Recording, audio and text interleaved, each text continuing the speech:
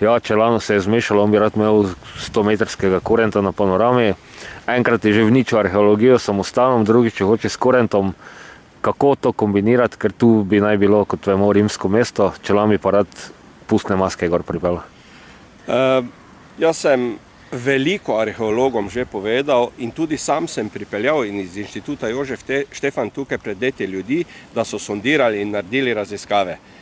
Res je, da so se našli določeni temelji, ne mesta, ampak tistega epohalnega dela, kjer bi bil velik amfiteater, kjer bi bil forum in tako dalje, tega nišče ne more zagotoviti, da se to tukaj na panoramskem griču nagaja. Pardon, da skočim besedo, ko smo tako kreativno razpoloženi. Kaj pa, če se med postavitvijo kurenta najde to? Torej, ne vidim nobenega razloga, če mi naredimo in situ. Torej, kaj bi jaz želel? Zato jaz pravim, da naj bo to etnološko-arheološki park.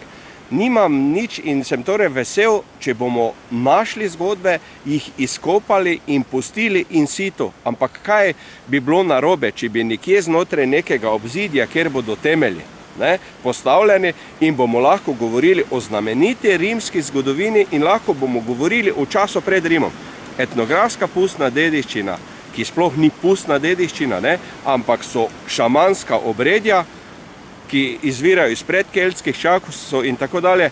Vse pa to se da čudovito predstaviti, čudovito se da povezati eno in drugo.